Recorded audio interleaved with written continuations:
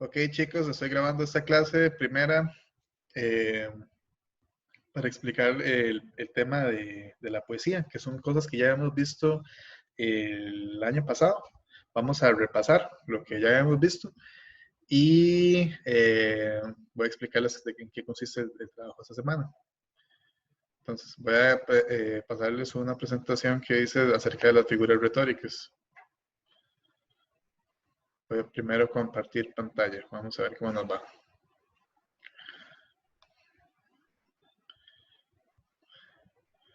Ok. Para esta primera clase está solo mi amigo Ryan. Yo espero que para las siguientes clases podamos conectarnos todos. Pero por hoy estamos bien con Ryan. Este video me imagino que lo están viendo en YouTube, lo están viendo en Woodit. Bueno, en las dos plataformas va a estar. Por si no pueden venir a ninguno de los dos. La siguiente clase va a ser el miércoles de 5 a 6 de la tarde. Entonces vamos a ir poco a poco. Las figuras retóricas, recordemos que eran formas diferentes, más interesantes de hacer las cosas en la poesía, que es como para no decir las cosas así tal cual como son, porque eso sería muy aburrido.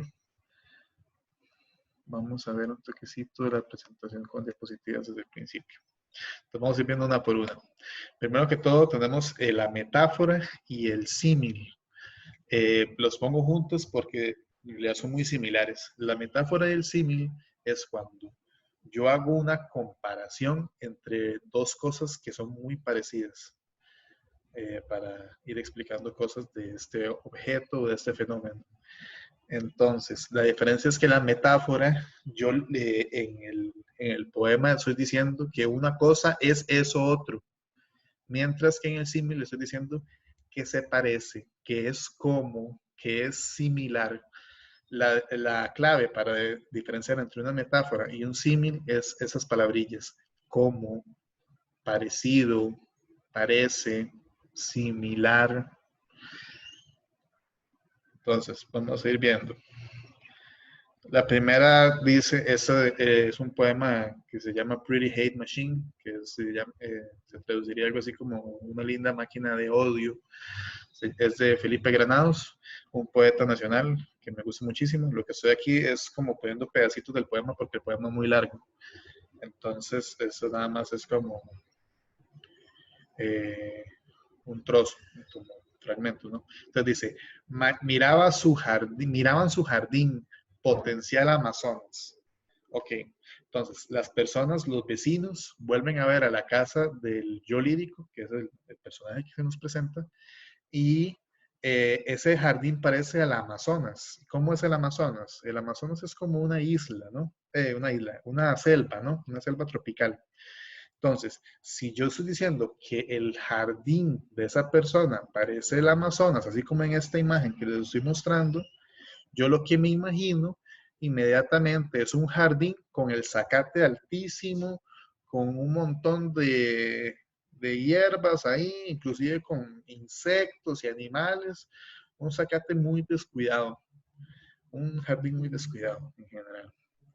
Entonces, ven, con solo decir que el, el jardín se parece al Amazonas, ya me está diciendo esta otra imagen de aquí, ¿no? Esa es la cuestión que hace la poesía. Comparo cosas y en esa comparación me están dando un montón de información con muy pocas palabras. Siguiente comparación. Con gran escándalo de la señora que lo deja reptar en esa casa. Si yo estoy diciendo que ese muchacho, ese sujeto que está en esa casa, repta, inmediatamente lo que estoy diciendo es que es como un reptil. Es una metáfora que estoy diciendo que esa persona es un reptil. Ryan, ¿estás levantando la mano o solo estás tapando la cámara con el dedo? Ok.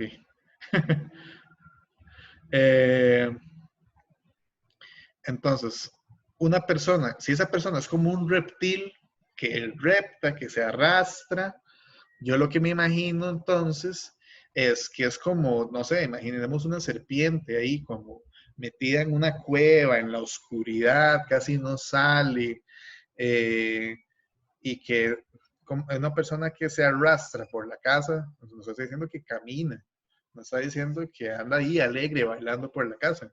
Y lo que estoy diciendo es que repta. Una persona que repta por la casa, yo me imagino una persona deprimida, una persona que sufre. Entonces, ahí les puse esta imagen que es lo mejor que me pude encontrar en internet. Entonces, imagínense eso, como una persona que se la vive ahí metido en su casa, que nunca sale, también como es un reptil, me imagino como la sangre fría, debe ser una persona fría. Vamos a ver qué más hay. Entonces, estas dos son metáforas porque estoy diciendo que el jardín es el Amazonas y que esta persona es un reptil.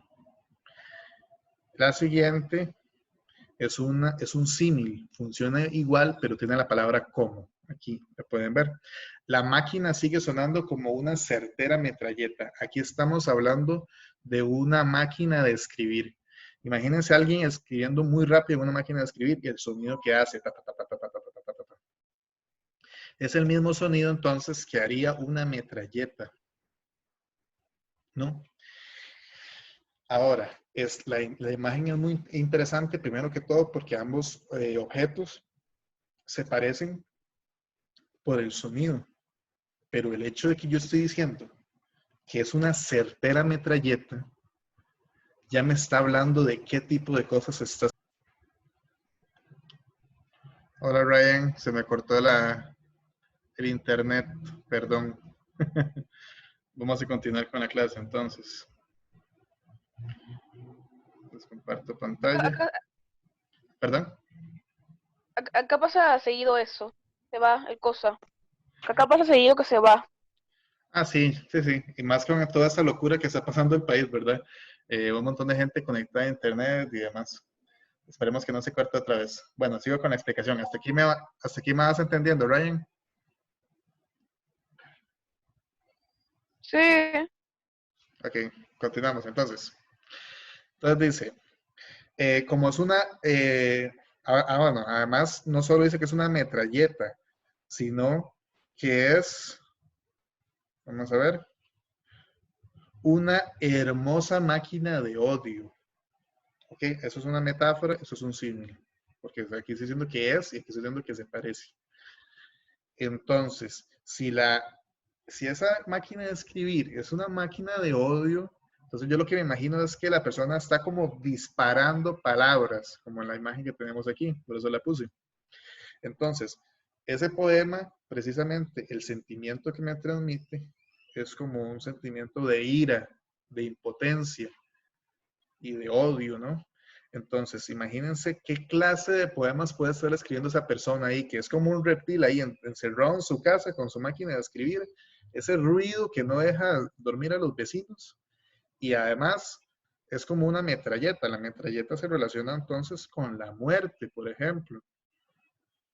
Entonces, queda perfecta la metáfora para decir que se parece a una máquina de odio, ¿no? Que es como la metralleta, es una máquina de muerte.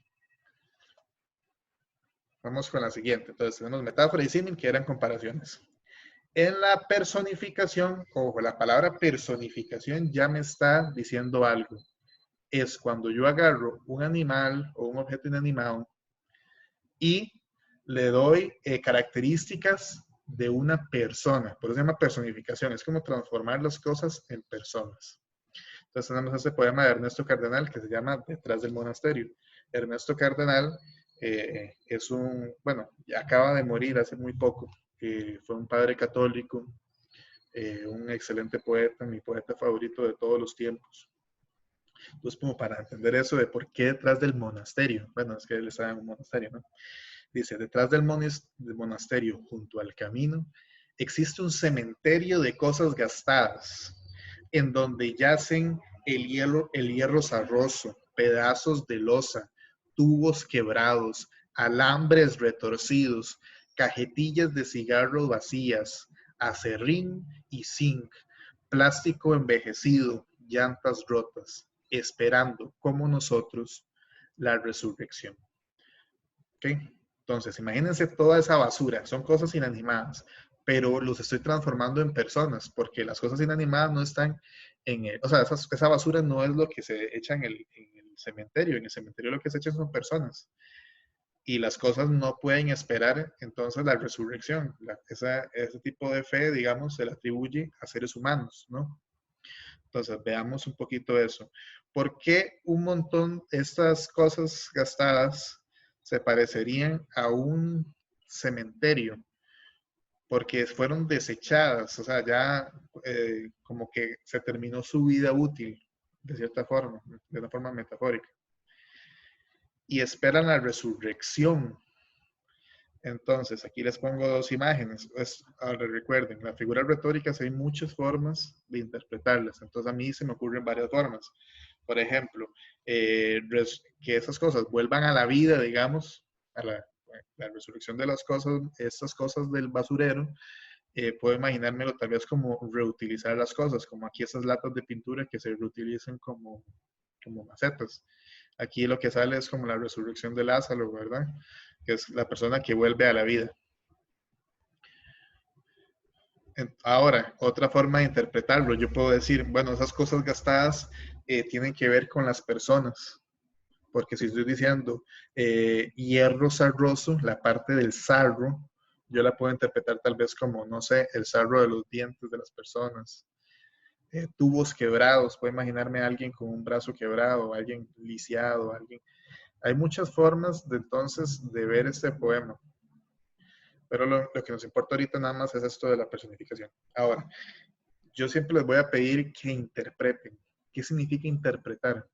Es que ustedes busquen las figuras retóricas en el poema, pero no solo que las busquen, o sea, que el hecho que ustedes las busquen y sepan qué figura estoy hablando es un paso excelente, pero me tienen que además explicar qué significan. Es toda esa explicación que yo estoy haciendo de por qué estas cosas se parecen, es lo que yo ocupo que ustedes después hagan en la tarea, que hagan en el examen de poesía y demás. Luego tenemos este otro, se llama Cronos, es el ejemplo de hipérbole. Cronos, recordemos entonces que era el titán del tiempo, entonces se llama Cronos porque el poema tiene algo que ver con el tiempo. Eso lo vimos en la cuestión de etimología, ¿verdad? Crono. En Santiago de Chile, los días son interminablemente largos. Varias eternidades en un día. Nos desplazamos al lomo de mula, como vendedores de cochayuyo. Se bosteza, se vuelve a bostezar.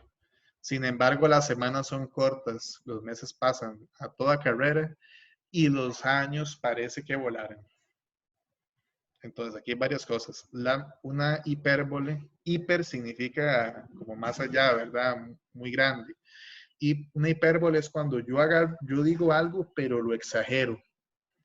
Entonces, aquí está la hipérbole, varias eternidades en un día. Estoy diciendo que el tiempo se pasa tan lento que no solo se hace eterno, sino que hay varias eternidades en un solo día.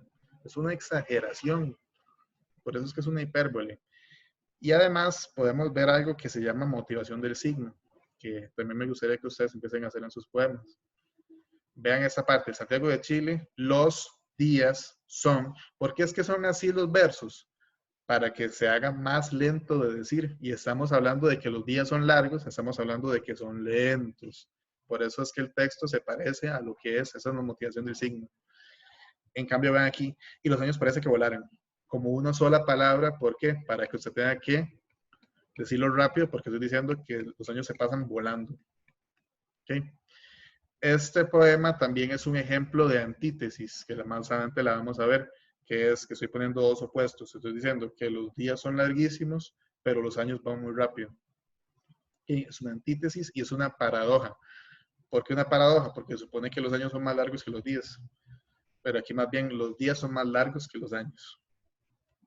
¿Okay? Entonces empezamos con la paradoja.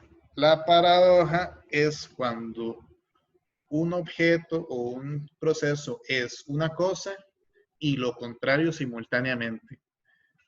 Entonces vamos a ver. Objeto del deseo, de Luis Chávez, otro autor nacional muy reconocido. Debajo de ese lunar tan sexy, crece en silencio un tumor maligno. ¿Ok? Entonces, tenemos por un lado que el lunar es un símbolo de belleza, es algo precioso. como lo podemos ver en esta imagen. Y en la otra imagen podemos ver que también puede ser algo terrible, como el cáncer. Entonces, ¿por qué esto es una paradoja? Porque el lunar es al mismo tiempo, ojo, al mismo tiempo, algo hermoso y algo terrible, que son como cosas a veces como opuestas. Por eso es que es paradójico. Ahora, ¿eso tiene sentido en el mundo real? Por supuesto que sí. Pero la paradoja se origina cuando yo tengo algo, espero algo de ese algo, y más bien se ocurre todo lo contrario. Por ejemplo, el otro día de Conquista estamos leyendo un poema que decía, bajo la lluvia los jardines se secaban. Es una paradoja porque yo espero que bajo la lluvia las cosas se mojen, pero más bien pasa todo lo contrario, se secan. Ahí lo que estaba explicando el poema es que había un montón de paraguas en el jardín y por eso es que el jardín no se mojaba, sino lo que se mojaran los paraguas. En el mundo real tiene sentido, pero él lo plantea como una paradoja para hacerlo más interesante. Y luego tenemos la antítesis. En este caso es un poema de César Vallejo. Es un poema muy contradictorio, pero a veces utiliza antítesis y a veces usa paradoja. La paradoja pasa cuando está en azul y la antítesis cuando está en rojo. ¿Cuál es la diferencia entre una antítesis y una paradoja? La paradoja es cuando un objeto es los dos contrarios al mismo tiempo. Y la antítesis es cuando hay dos contrarios, pero no se mezclan, sino que están por separado. Vamos a ir viendo. Quiero ayudar al bueno a que sea un poquillo de malo. Aquí sería paradoja porque es el bueno siendo malo. Es la misma persona siendo las dos cosas. Y me urge estar sentado a la diestra del zurdo. Ahí no se está contradiciendo, pero me está poniendo los dos elementos, izquierda y derecha. Son opuestos, pero no estoy diciendo que el diestro es zurdo, sino que yo estoy sentado a la derecha de una persona que es zurda. ¿Ok? Están los dos opuestos, es una antítesis, pero no es una paradoja, no se está contradiciendo. Y responder al mudo. En este caso estamos hablando, responderle hablando, como si el mudo me estuviera hablando. Entonces, ojo, es una paradoja porque es un mudo que habla, se contradice. Tratando de serle útil en lo que puedo, ahí también. O sea, ser útil, pero haciendo cosas inútiles. Esto de aquí no lo subrayé, pero también sería como una paradoja. También quiero muchísimo lavarle al cojo el pie y ayudarle a dormir al tuerto próximo. Un cojo es una persona que no tiene pie. Le estás lavando el pie a una persona que no tiene pie. Eso es una paradoja. ¿Ok? Te estás contradiciendo. ¿Ok? Y ahí terminamos con la presentación de hoy. Lo que sigue es ver qué es lo que dice la agenda. La agenda es lo que ustedes tienen que fijarse siempre para ver qué es lo que hay que hacer este día. Entonces dice la agenda de sexto grado, que está para el miércoles en la tarde, como les dije. Ingreso al canal de YouTube para ver el video de ¿no? El que estamos grabando en este momento, Ryan y yo. Eso es lo que va a subirse a YouTube. Presto atención a la explicación de la materia, que es lo que acabamos de hacer, y posteriormente leo junto al profe los poemas del libro Mi abuelo volaba sobre robles amarillos, que es este libro, ¿verdad?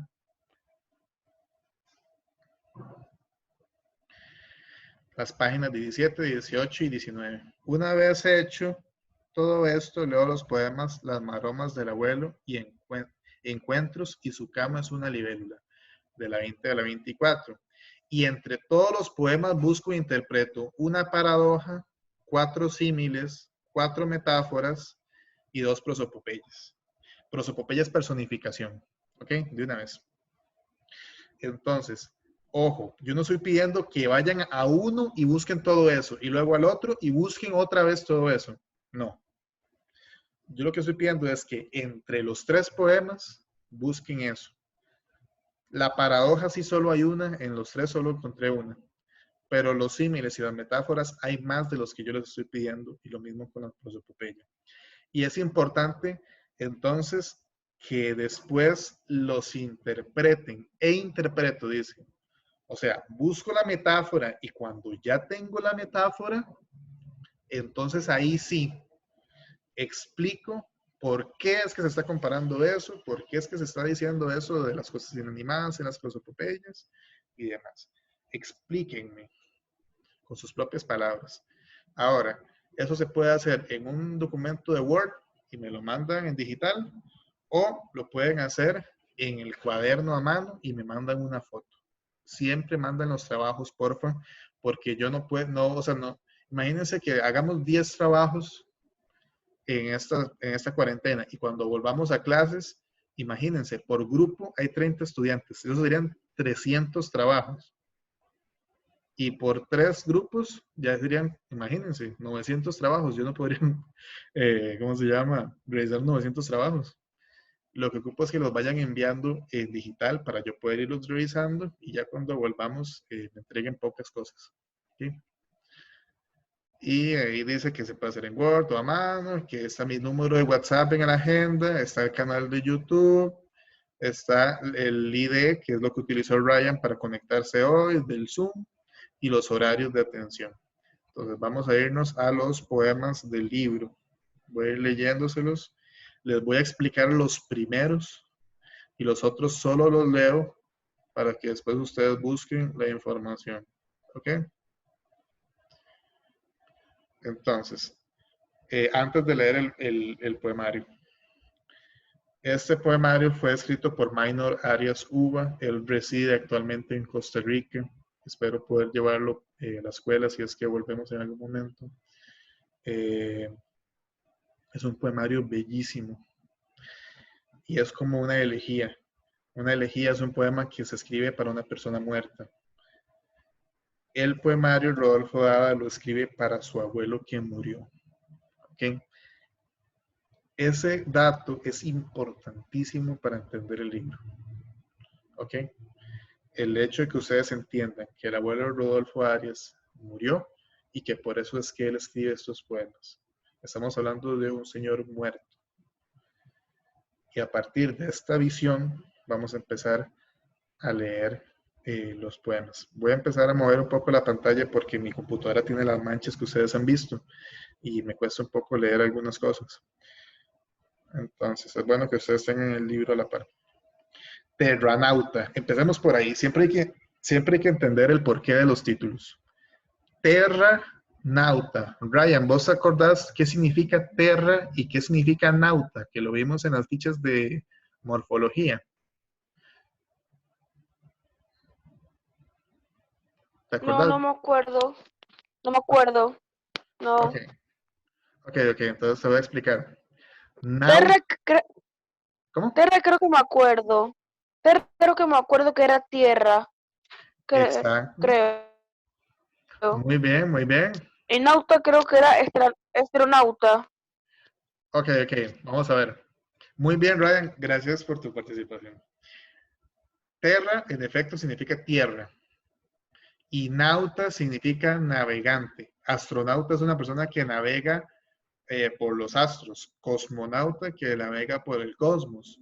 Y terranauta es un neologismo, o sea, una palabra que Minor se inventó para este poema y significaría entonces una persona que navega por la tierra. Muy bien, Ryan. Vamos a ver. Mi abuelo es un guerrero de 10 metros. Todos los días saluda a las galaxias con relámpagos y oraciones, mientras cenamos arroz de nieve y escuchamos el desmedido lamento de las ranas. Intuyendo el tenue llamado de las estrellas, salimos de nuestro planeta por entre escombros y planicies. De regreso traemos este remolino de semillas y cada vez que salta algún rugido, nos ponemos así en el pecho. Nos lo ponemos así en el pecho. Es simple el cosmos, me dice, cabe en los bigotes de un gato. Ok, vamos a ir viendo poco a poco. Mi abuelo es un guerrero. Ok, entonces, si mi abuelo es un guerrero, me imagino una persona poderosa, digamos, fuerte, valiente. que son las características que por lo general se le atribuyen a los guerreros. Y aparte dice que es de 10 metros, es una exageración, ¿verdad? Igual podemos entender que como es una persona muerta, su espíritu puede ser enorme, ¿no? Y aparte puedo pensar tal vez que el abuelo era una persona grande en un sentido metafórico. Todos los días saluda a las galaxias con relámpagos y oraciones. Los relámpagos son cosas como ruidosas, ¿no? O como de luz, ¿no? Entonces podemos como pensar como en gritos, como en una forma fuerte de hablar, pero también como de mucha alegría. Y las oraciones, entonces esto nos dice que el abuelo era una persona muy creyente, con fe en su Dios, ¿no? Luego dice, mientras cenamos arroz de nieve, Ryan, ¿por qué se te ocurre que el arroz pueda ser de nieve? ¿Tienes idea?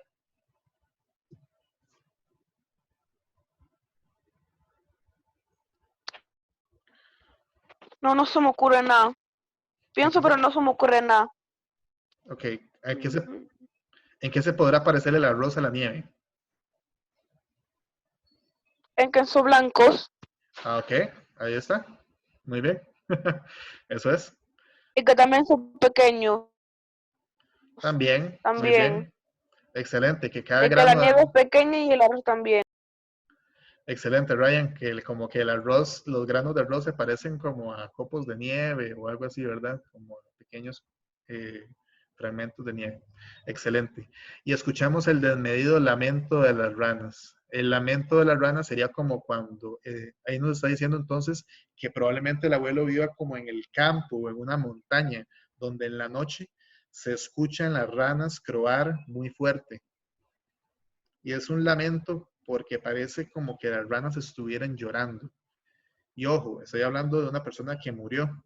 Entonces tiene mucho sentido que las ranas lloren, lloran su muerte, ¿no? Luego, intuyendo el tenue llamado de las estrellas, salimos de nuestro planeta por entre escombros y planicies. Entonces me imagino al abuelo, a su espíritu, porque ya está muerto, ¿no? Como volando, ¿no? Puede volar, proyectarse al espacio, eh, a las planicies, a todo esto, ¿no? De regreso traemos ese remolino de semillas. Las semillas, ese símbolo me dice que el abuelo probablemente era entonces como un agricultor, una persona que sembraba la tierra. Y cada vez que salta algún rugido, nos ponemos así, nos lo ponemos así en el pecho. Es simple el cosmos, me dice, cabe en los bigotes de un gato. Ahí lo que me está poniendo entonces es como una especie de paradoja.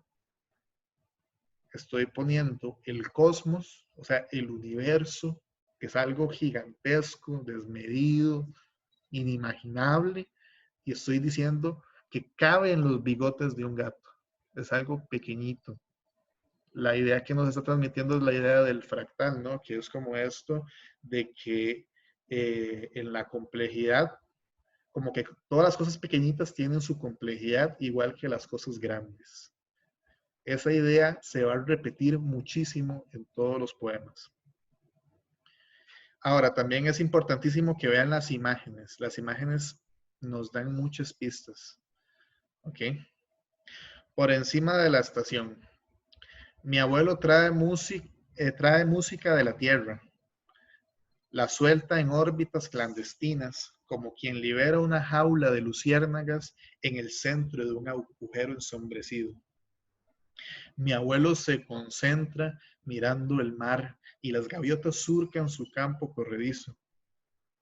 Aunque mi abuelo es un cosmonauta, regresa siempre al viaje simple del abrazo nuestro. Ok, entonces, el abuelo trae la música de la tierra. Ryan, recordando esto de que las ranas y lo de la montaña y todo esto, ¿qué pensás que puede hacer la música de la tierra?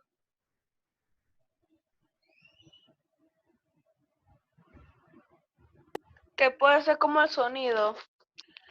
¿Cuál sonido?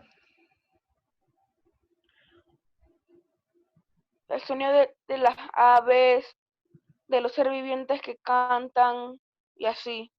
Excelente, Ryan. Exactamente. La música de la tierra es eso. La música de la naturaleza, lo que escuchamos, el viento en las ramas, las abejas zumbando, los pájaros cantando, las ranas croando, el sonido de los grillos. ¿Ok? Y la suelta en órbitas clandestinas como quien libera una jaula de luciérnagas en el centro de un agujero ensombrecido. Las luciérnagas, ¿cuál es su característica principal, Ryan?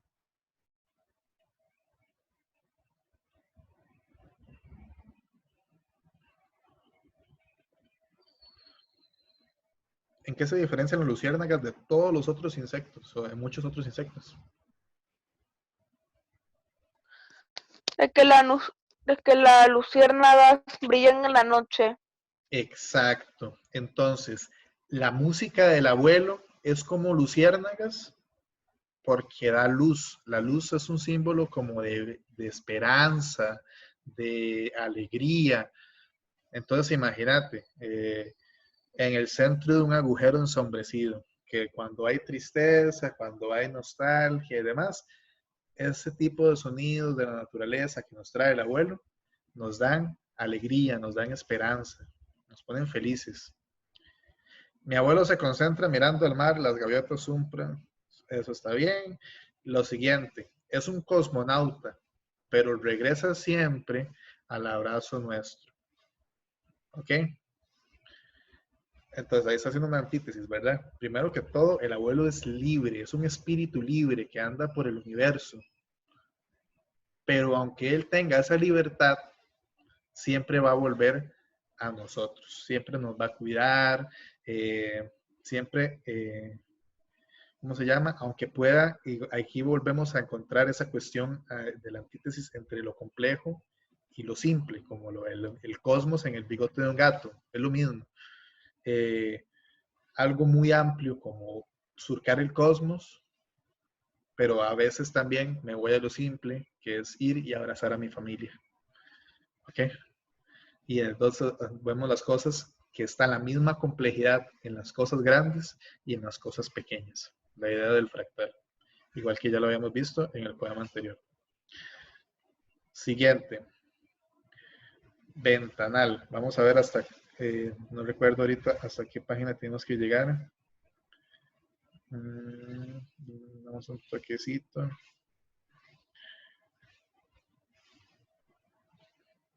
Miércoles. Vamos a ver. Hasta la 19, si me acuerdo bien. Exacto, sí, hasta la 19. Y los que no les puedo decir qué significan son las maromas del abuelo. Ok, excelente. Vamos bien. Perdón por las fotografías, pero no tengo escáner. Fue lo mejor que pude encontrar para poder proyectar los poemas en el video. Entonces, ventanal. Recuerden, ventanal, ¿verdad? Una ecuación con ventanas. Muy fácil. Atrás de aquella montaña vive el abuelo, entre ríos de espesuras grandes, congos y bambúes. Aquel es el volcán de su infancia, sigue igual de fértil el zumbido y se trasluce jineteando su asombro entre paredones de azul y madreselva. Como en el centro que contaba del barco girasol y mandolina, retumba y cambia su voz en el abrazo nuestro. Mi abuelo es, como diría Dios, un ángel travieso de 1000 piernas que camina volando los caminos. ¿Ok? Eso es muy volado. Entonces dice, aquí nos está confirmando algo que ya habíamos intuido en poemas anteriores. Ojo que todos los poemas van conectados. Eso hay que estarlo viendo en el libro. Atrás de aquella montaña vive el abuelo. O sea, el abuelo vive en la montaña como ya lo habíamos visto. Entre ríos de espesuras grandes, congos y bambúes. ¿Ok? Entonces, son elementos que nos encontramos en la montaña. Aquel es el volcán de su infancia. El hecho de que diga que es el volcán de su infancia puede significar muchas cosas. Primero que todo, que su corazón es como un volcán. Recordemos que cuando los volcanes hacen erupción, lo que queda ahí es tierra fértil. Entonces, imagínense eso. Su corazón parece un volcán, el volcán tira lava, el corazón sangre, y aparte la tierra que queda es fértil. El abuelo es una persona entonces que a pesar de los años siempre se mantuvo joven, siempre se mantuvo feliz, siempre se mantuvo alegre, ¿ok? Y si ese volcán de su infancia, a mí también me transmite de que toda la vida vivió en esa misma casa o que siempre vivió en ese mismo lugar. Porque si vive junto al volcán de su infancia es que cuando estaba pequeño también vivía por ahí.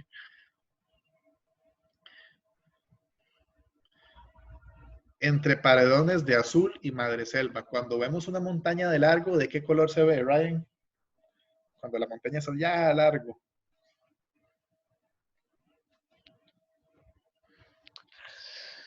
Una montaña. Sí, cuando lo vemos así ya largo, largo, ¿de qué color se ve? Verde por los montón de hierba. Ok. Pero cuando está así Por la hierba. muy largo, ¿de qué color se empieza a ver?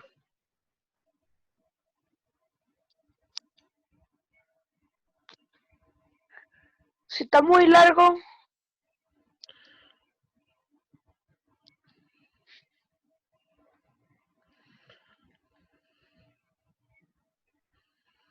no sé, Bueno, si querés no sé. ahora te asomas, porque aquí en Costa Rica es muy fácil verlas, más que todo como en el Valle Central. Pero las montañas así de largo se ven como azules, como celestes. Eh, por eso dice entre paredones de azul y madreselva. Madreselva es lo que estaba diciendo Ryan, ¿verdad? Cuando uno ve el bosque y se ve así tan denso que parece una pared de árboles. ¿Ok? Son las paredes de madreselva. En otro año alguien dijo que las paredes azules pueden ser también el cielo. Una forma de interpretarlo también.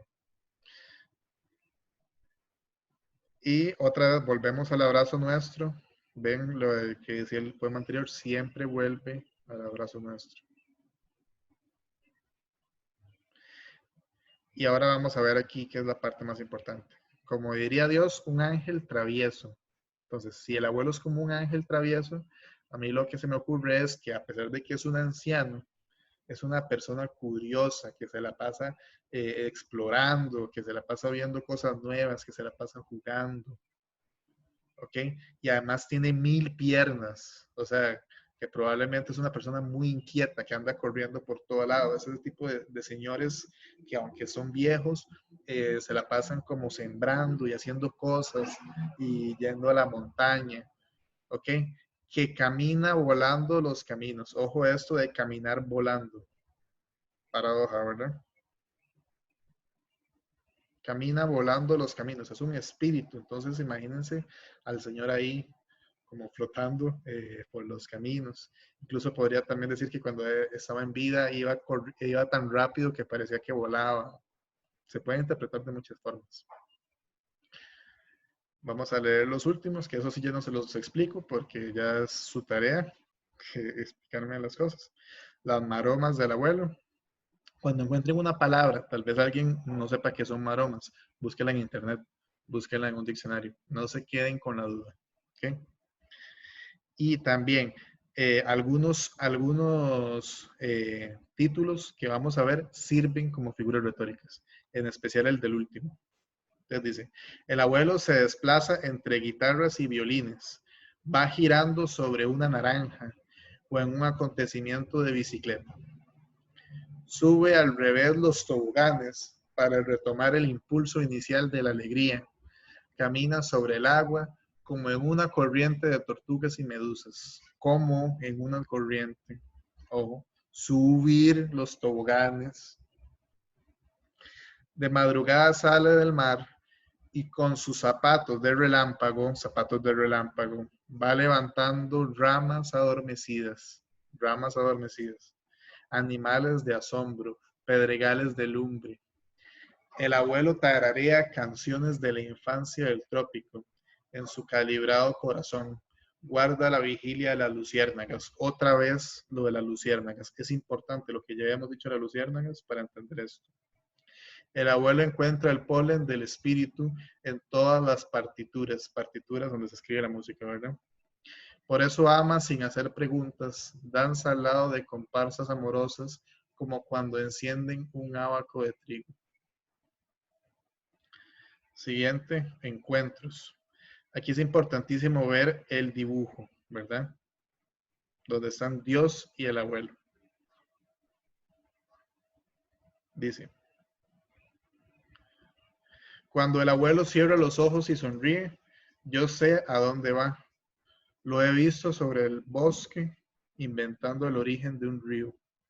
Luego cambia de semblante. Es un tigre, un bejuco, un cerro coronado por la bruma. Mi abuelo tiene entre ceja y ceja una carreta ancha para ir y venir a las montañas y más allá del cosmos. Le lleva pejibayes a Dios y ambos comen y señalan divertidos hacia la tierra. Uno sabe de los buenos planes por los ronroneos de la iguana. Cuando el abuelo cierra los ojos y sonríe, yo cambio cicatriz por escalones y procuro alcanzarlo en su aventura, pero él se aleja.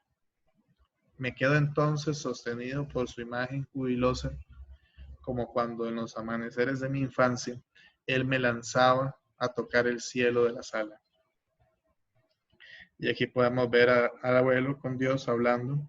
Recordemos que el abuelo es un espíritu, inclusive vean cómo se ponen transparentes los pies de ambos. Y también es importantísimo que si ustedes se ponen a ver, los dos son muy parecidos. Por esta cuestión de que hechos a imagen y semejanza, no sé qué, se supone que somos hechos a imagen y semejanza de Dios. Por eso es que sale así, el abuelo y Dios en el dibujo, iguales, y los dos como ancianos, porque el hecho de ser un anciano simboliza como la sabiduría, ¿no? Ahí están los dos conversando.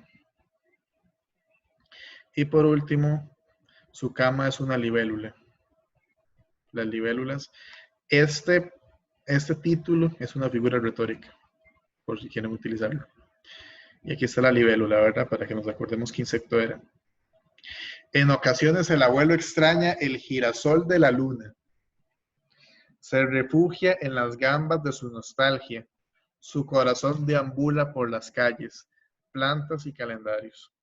El abuelo husmea la piel de la distancia y en su leve giro cambia de eternidades y de cantos. El abuelo duerme entre libros y plegarias y yo sueño a su lado como un universo paralelo. Como un universo paralelo. ¿Okay? Entonces, recuerden, sacan las figuras que les pedí que sacaran, las apuntan y las interpretan, o sea, explican qué significan para ustedes con sus propias palabras. Brian, ¿tenés alguna duda de la clase de hoy?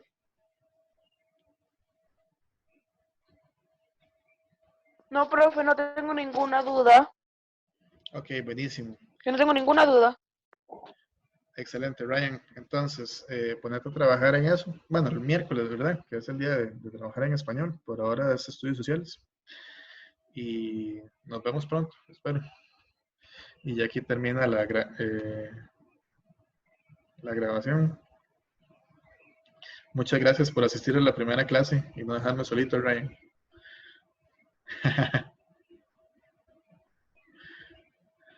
Nos vemos pronto. Hasta luego.